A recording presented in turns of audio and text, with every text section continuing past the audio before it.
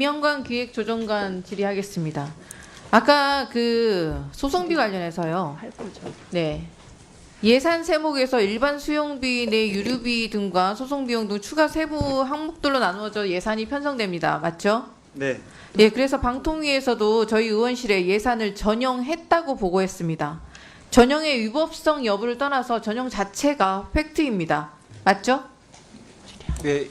네, 아니라고 하시면 위증입니다. 사실 전용했다고 지금 제출을 이미 하셨어요. 전용한 부분도 있고 네, 그 자체 전용하셨다고 여기 쓰셨습니다. 수용비 내에서 사용한 부분도 있습니다. 네, 네, 알겠습니다. 전용하셨다고 제출하셨어요.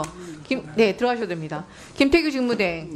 예, 아까 전용 안 하셨다고 하셨어요. 공직에 쭉 있던 사람이 지금은 장관급 직무를 수행하고 있던 사람이 예산에 대해서 그렇게 모르십니까?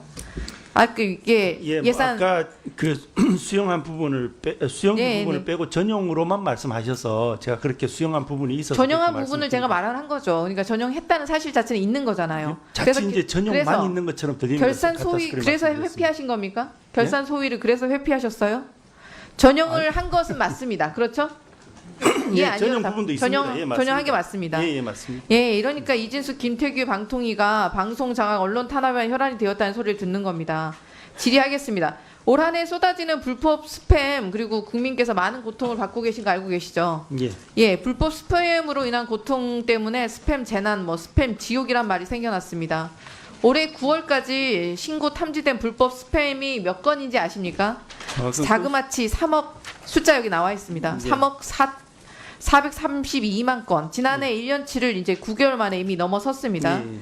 22년에 월간 400만 건이었던 수준이었던 게 2023년 3월부터는 2천만 건 수준으로 급증. 올해 6월에는 월간 4천만 건까지 급증합니다. 폭증을 하죠. 하루에도 일반인들이 10통 가까이 불법 스팸에 시달리고 있습니다.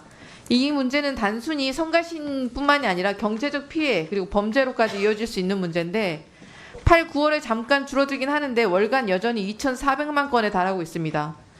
불법적 2인 체제 의결을 반복해온 방통위에서 다른 일은 안 하고 있으니 이게 민생을 못 챙기고 있는 거가 아닙니까?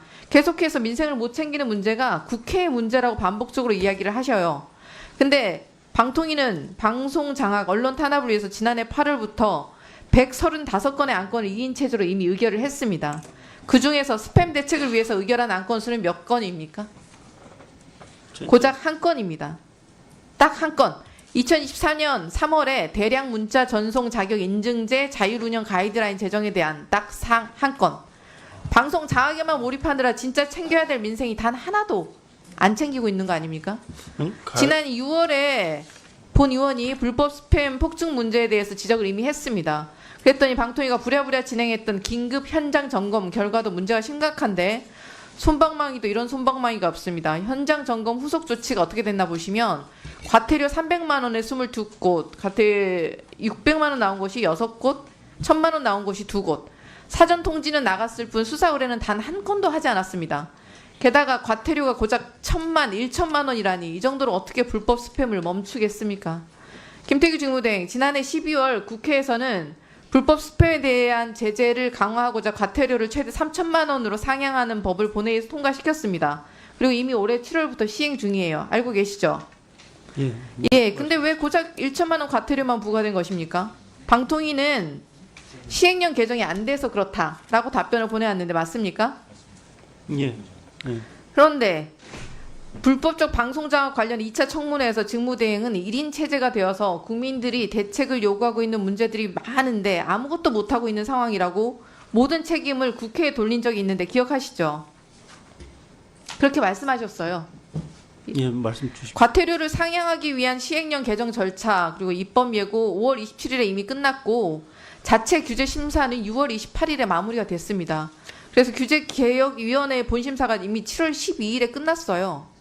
7월 12일 이후에는 언제든지 전체 회의에 올려서 의결만 하면 시행령이 개정되고 과태료 상향이라는 스팸 대책 중에서 한 축이 될 수 있는 한 축을 마련할 수 있었던 문제인데 그런데 이진숙 위원장과 직무대행은 어떻게 했습니까? 7월 31일 방송 장악을 위한 공영방송 이사진 선임에 관한 심사만 깜깜이로 강행을 하고 거기서 이진숙의 멋쟁이 친구를 비롯해서 박문진 이사로 선임하는 그 안건 4건만 의결을 하고 그래놓고 뻔뻔스럽게 국민들이 대책을 요구하자 모든 문제들이 국회 때문이라고 국회 탓만 하고 있었습니다. 방통위가 이런 식으로 내팽개친 민생이 한두 개가 아닙니다. 김태기 직무대행은 정치를 할 생각을 하지 마시고 국정을 수행하는 기관의 장에 알맞은 태도를 보이세요. 네, 이상입니다. 정치하려고 생각한 적 전혀 없습니다. 박민규 의원님 질의하십시오.